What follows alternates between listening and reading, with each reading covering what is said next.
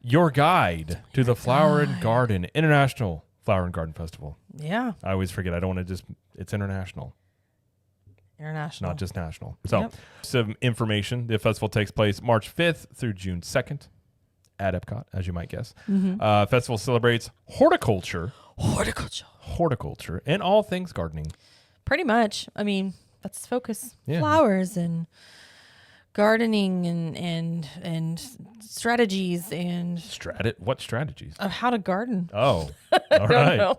I know lots about I gardening. missed the strategy which bits is that they not had. true. I know. Of course, they have outdoor kitchens, as all the festivals do. You can, eat different foods around the world, different stuff like that. Not a lot of, in the World Showcase, not a lot of new foods. We talked about foods last week. Yeah, we had a foodie guide.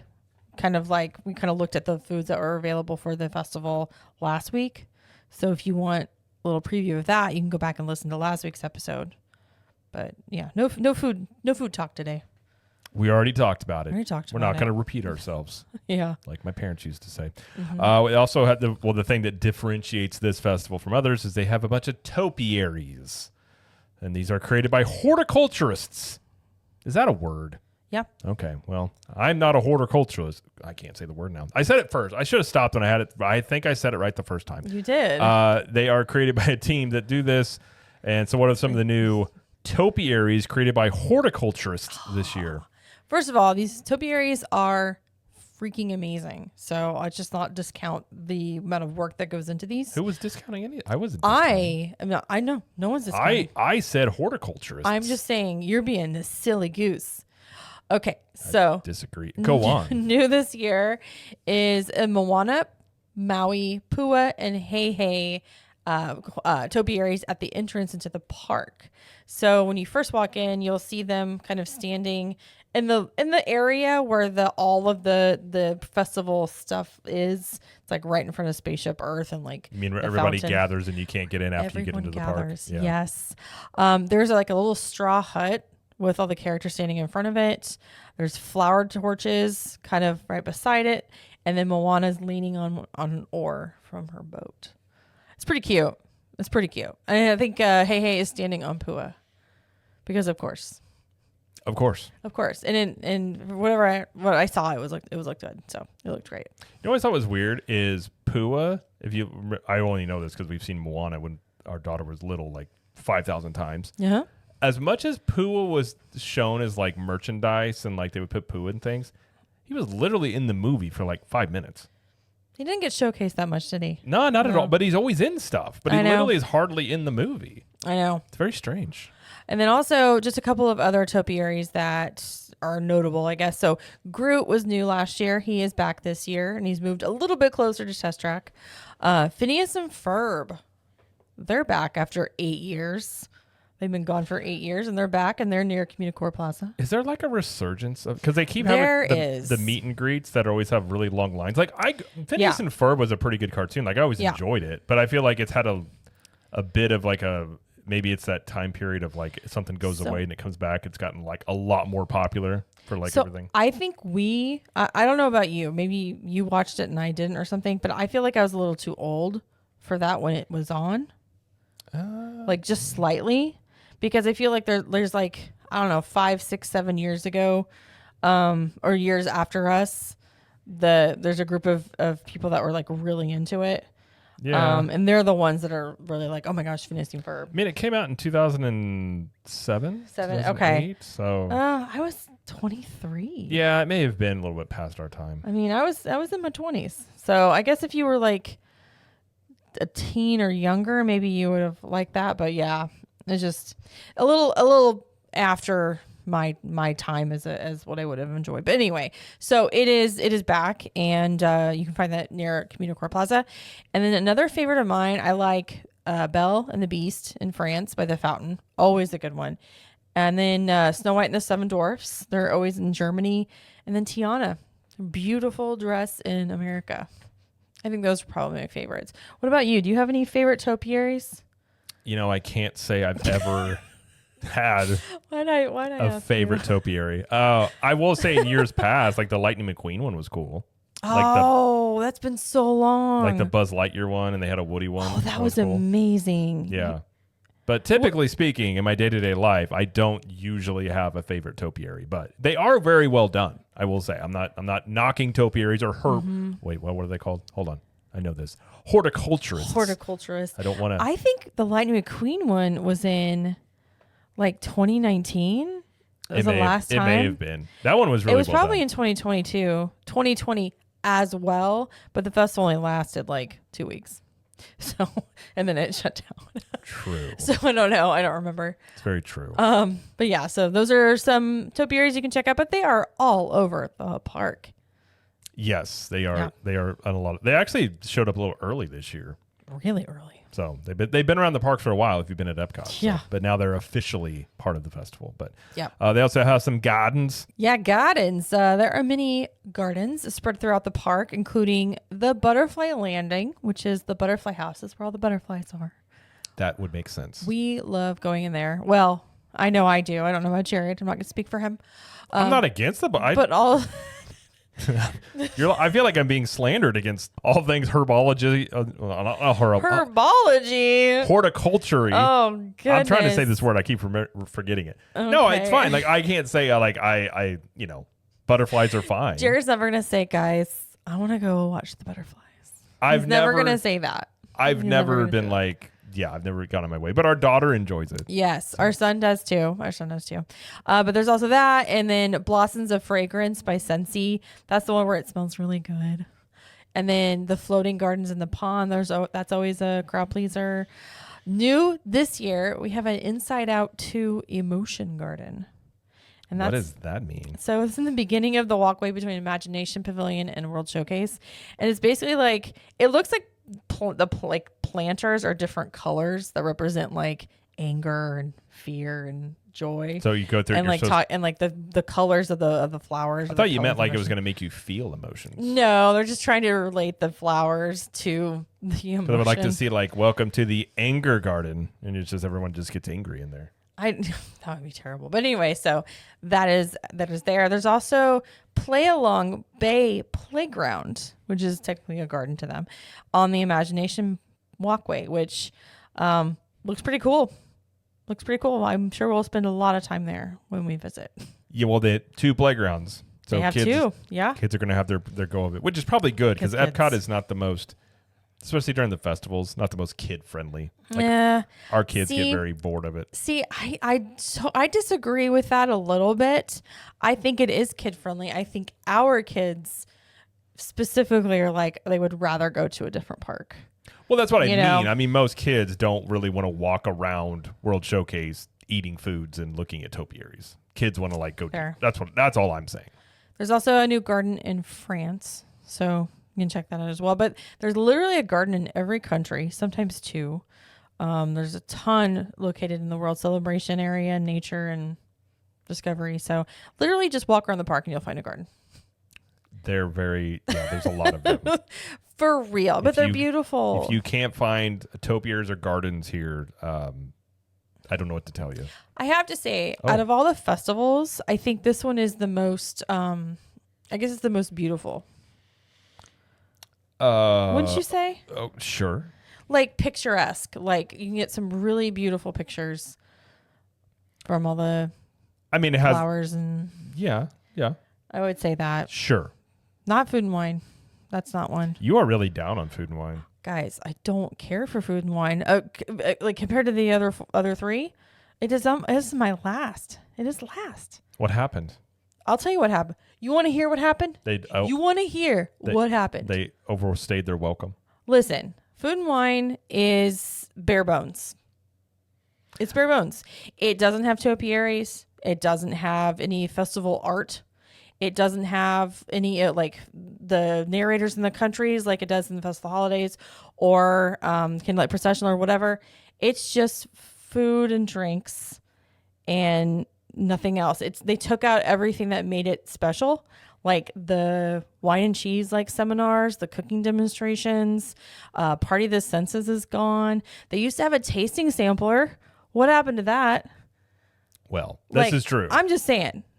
Besides that, it's very similar to the other stuff that the festivals offer, like the scavenger hunts and the food strolls and the food booths and all that stuff. But besides that, it's just not. It's just not my favorite.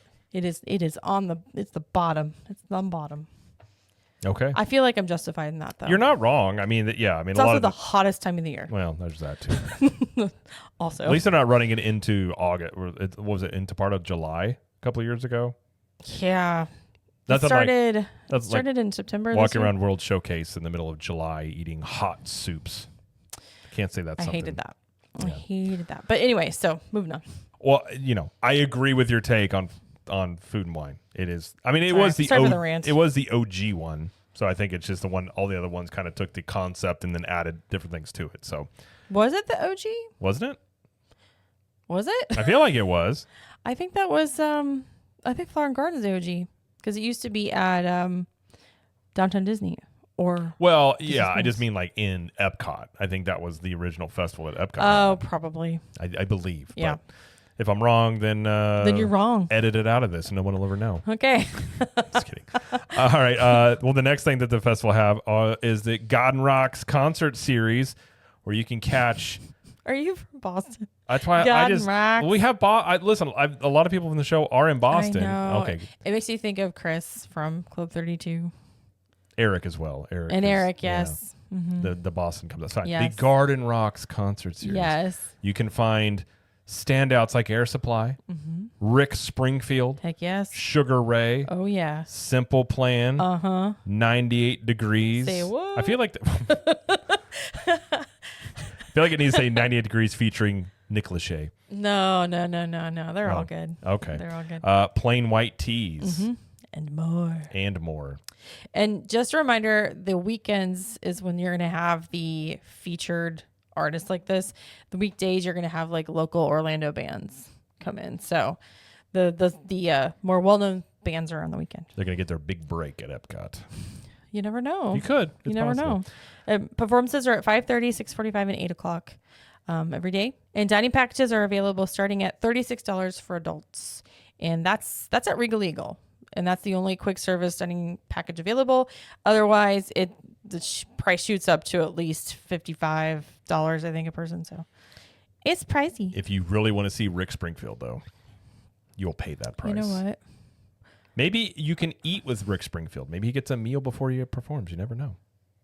Although I couldn't tell you what Rick Springfield looks like. He's on this, I've heard this name forever, and I couldn't tell you a song. If I saw a picture of him, I'd have no clue it was him.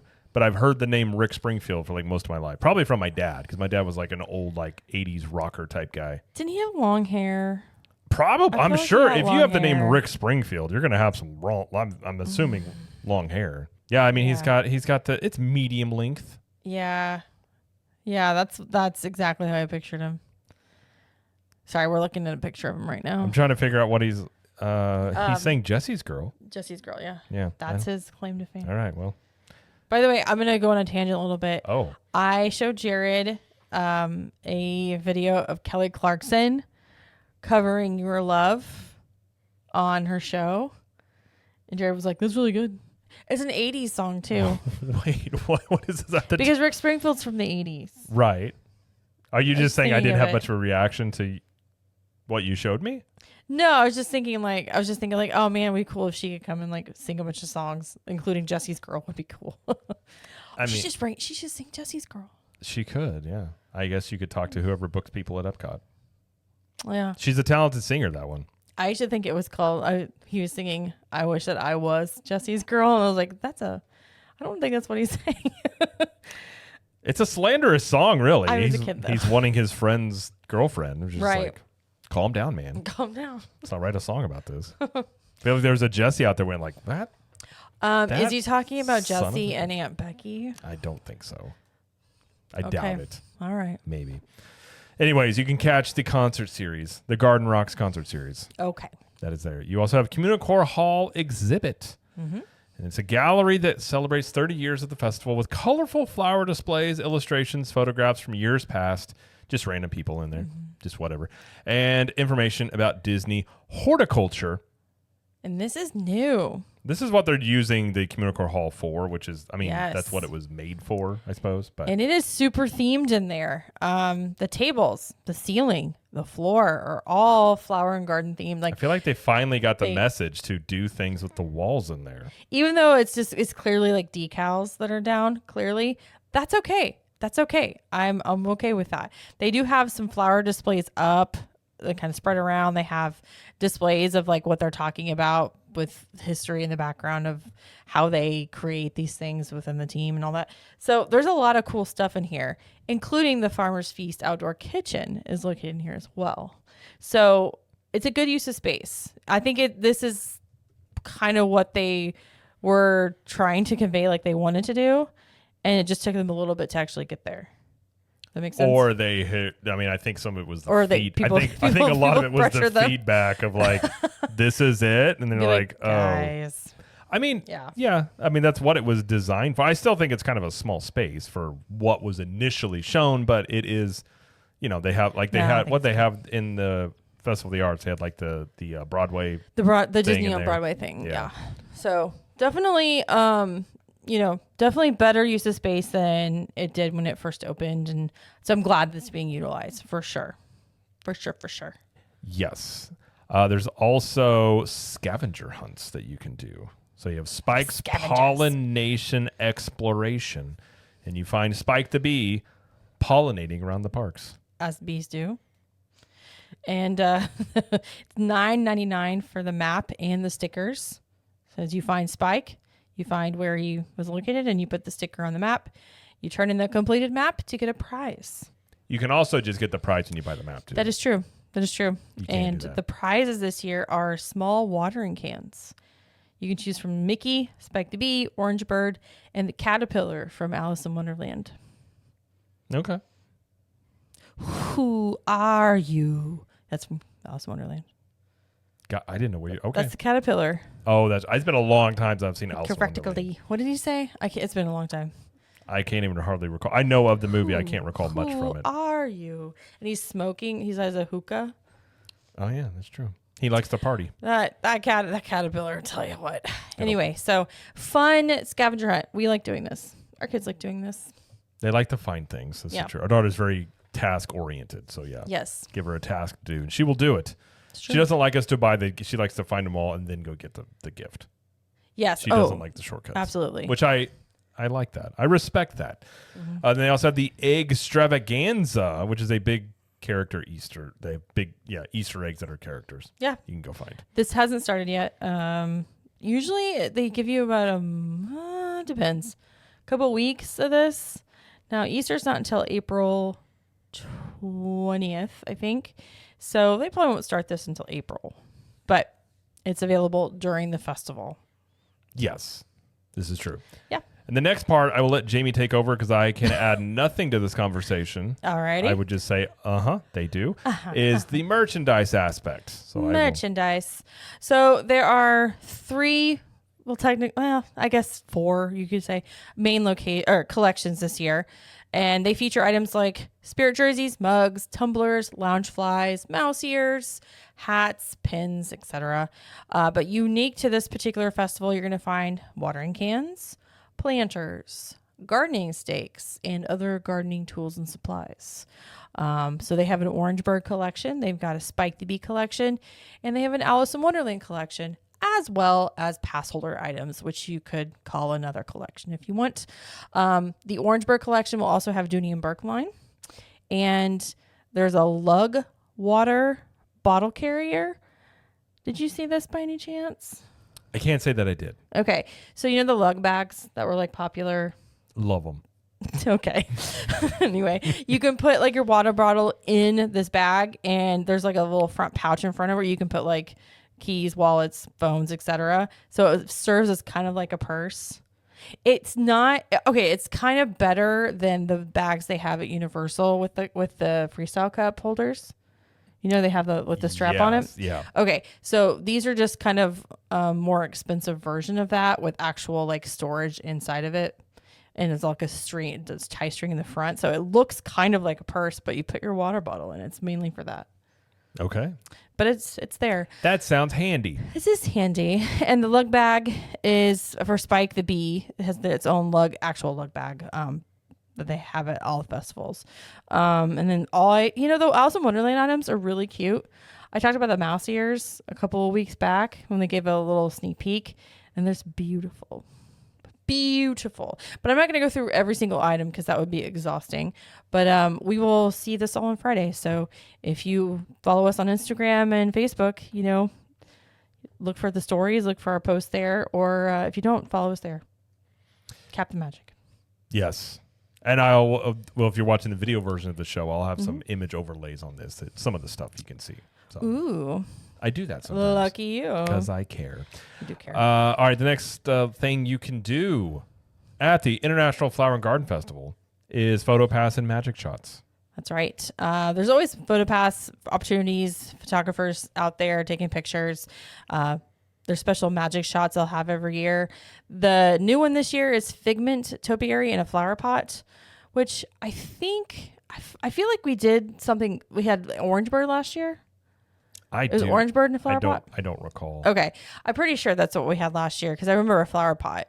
But I think this one is the Figment one this year. So that's one of the new ones, but you can always look around and ask.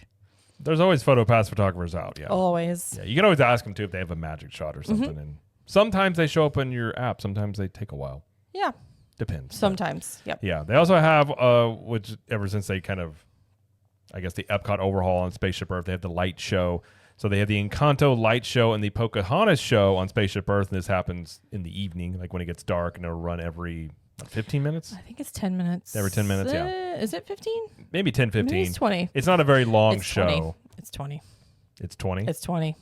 Okay. I'm thinking about it. It's 20 minutes, and they circulate. So, like, it'll be Encanto, then Pocahontas, then the regular Epcot show. Yes. So you can check that out. It's a short thing Yeah. to sit out there and see them. So it's a cool thing to do on Spaceship Earth. Yeah. So you can check that out.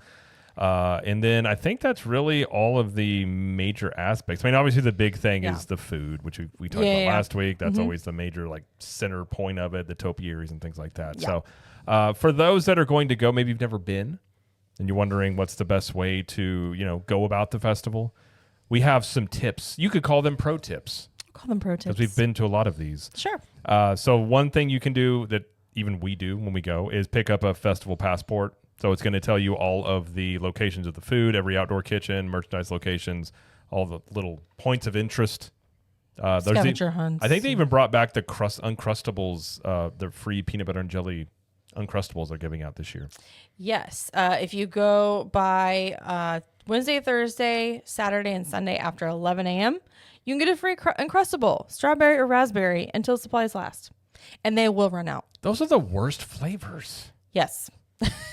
That's why they're giving them away. Nobody wants them. You want the grape ones, I'm guessing. I mean, every time you say jelly, it's grape. Anything else, I just don't like other jellies personally. But yeah, the passport is mostly the outdoor kitchens, but it does have information about other stuff that's available. So yeah. The other thing you can do, there is the WDW Food and Wine app. So that's what it's called, but it's the festival app. I feel like they should rename that. Yeah. It's not a Disney. It's not a Disney app. It's not owned by Disney. So when you go into the app store or whatever, search for WDW Food and Wine, and it'll bring this up, and it's like silver with a little red, I think it's fork and spoon in front, I think. And it contains a map and locations of all the outdoor kitchens, as well as a list of what's available in each outdoor kitchen and the pricing. So there's also allergens, there's sensitivities listed if it's vegan, if it's on the Disney dining plan. So it's very comprehensive, I guess. List. You can also see images, like people will upload images of the food. Yeah. But sometimes what they show in the pictures and what it looks like is sometimes a little different. So you can at least see if it's something that, this looks like something I would like to try and things like that. Do they have, I don't think they have reviews in there, do they? They do. They do have reviews They now? do. People Okay. can leave reviews. So if there's a particular dish that you're wanting to try and you're just like, oh, I'm not sure, you can go in and see what people have said. It's a great app. So if you haven't downloaded this or used it, I highly encourage you to. And it does update for every festival. So like I opened it up today and it asked me if I wanted to look at the 2025 Flower and Garden Festival. I was like, oh yes, I do. Click, and then it takes me to that. And it does store prior festivals inside the app. So you can go back and look at last year's or year before and see how it's different or whatever. So it's pretty handy. It's pretty handy. So I highly encourage you download that. It's very helpful. I mean, it gives you more information than the Disney app does. For sure. In some ways, yeah. Yeah. I mean, a lot of the little things like that. So yeah. One thing you can do if you're going to go do the food booths, it can be annoying, like pulling out credit card, debit card every single time. Yep. You can get either they have those festival gift card bracelets you can get, or you can just get. I mean, you can go get like the gift cards and load them onto this one as well. So if you have a pass one, but having the bracelet thing is kind of nice. You can just hand it to them, and you can just, if you want to set a budget and say we're going to spend $50 and just use it that way. And if you have other gift cards, like I said, I think you have how much do you have to buy when you get it? $15 you put minimum on it to get it. And then you can go into the Disney gift card app and you can always, like if you got some discounted gift cards, like say like Costco or Sam's Club or something like that, you can transfer them, you can transfer amounts over to that gift card once you register it. DisneyGiftCard.com. I think so. Is that what it's called? Yeah. You just register it, put it in there, and that's a good. I mean, it's a nice way to not have to pull out, your wallet every single time. And it's a souvenir at the end of the festival. True. Like, I had you could wear that around the house. Sure. It's like It's Always Sunny about like the Dave and Buster's card. It's like you can't use it anywhere else. I know. I've tried. Like you can try using it other places. It's probably not going to work.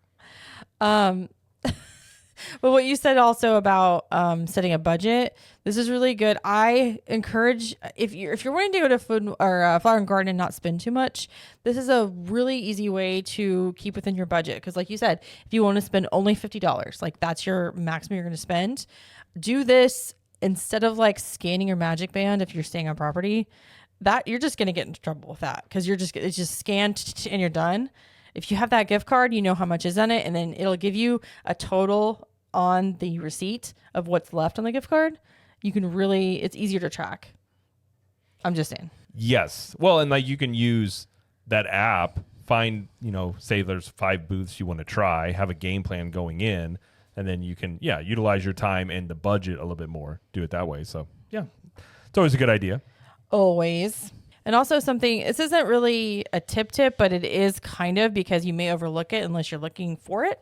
The trash cans out for the festival are themed this year. So there's some that are themed to Spike the Bee and some that are themed to Orange Bird. Like full on themed on the entire trash can. Well, they're trash cans and also tables in which you can eat from. Do you think that's why I did that? It may be. Oh, that's so funny. Probably. It's like, well, if you want to take pictures now, look. Here's my table of Spike the Bee trash can. I mean, it's an ongoing joke, but it's pretty true. That's if it's busy, right. You're going to be eating from a trash can probably. That's probably true. It's probably true. And the last of the tips we have today, I would say visit Living with the Land. You're going to see some festival touches to the attraction like Moana, Princess and the Frog, and Rapunzel. And they've got like flower displays and using some of the fruits and vegetables and stuff. It's pretty cute. And it's a good place to take a good nap. As Jared does. If you need a nap. One thing I would say, if you're going to the festival, you're trying to find a time that maybe is not as busy. Obviously, when most of the booths open like at 11. Mm-hmm. So obviously, if you get to the booths right when they open, there's going to be less crowds. Fridays, if you're there in the evening, it's going to get really busy because the locals come a lot, especially weekends. So if you can do the festival during the week, that's going to be the less crowd. There's not going to be many crowds as there is like Fridays and the weekends. So that's always something to keep in mind because it can get, especially in the evening times, you will have very long lines of basically like all the booths. Yeah, during the week before 2, you're pretty good. Yeah. Your lines won't be too long. Saturdays, if you can avoid Saturdays, I very much would. It's Saturdays during a festival, and if the weather's nice, forget about it. I was going to say, you're going to have long lines. You're going to have shoulder to shoulder people in World Showcase. Sometimes outdoor kitchens run out of food because it's so busy. It just depends, but just manage expectations, I guess. Yeah, if it's especially lately, the weather's getting nicer. A lot of people a lot of it is locals that just come, and you're going to have a lot of people. So yeah. Well, and looking at the World Showcase, Mexico's always going to be busy. So's France. Germany's pretty busy as well. Mm-hmm. It comes down. Do you go left or you go right when you get the World Showcase, when you go through the main, walk entranceway? I kind of tend, there's not a right answer to it. You're just going to have a lot of people in Mexico. Always the case. So sometimes going right and going in that way, like toward Canada, sometimes you can just make your way that way and you will have a little bit less crowds sometimes going that way. But I mean, if it's a busy day, it's a busy day. But overall, Mexico's always a very, very popular location. Well, it's unfortunate the way it was built for crowds, because all of the places to eat or drink are, except for, obviously San Angelo Inn and La Cava that's inside, everything else is like on the walkway. Yeah. And not all the other ones in the other countries are like that. Most of the countries, you actually go into the country before you actually get anything. But I don't know. Yeah. Other than that, I mean, there's just, it's there's not a lot of, I guess you could say, hacks. It's just very much like less crowds are going to be during the week. Evening time's going to be busier. If you got a budget, get a gift card, makes it a lot easier. Stuff like that. And I would say use the app, like if you're not sure, because I mean the stuff is getting more expensive. So like sometimes back when it was like $5-6 for, some of the dishes are still that price, but you start talking like $8, $9, $10 for a dish. If you're iffy on something, see what some other people have said about it. It may not be something that you want to try, but thinking about lines just real quick for the festival.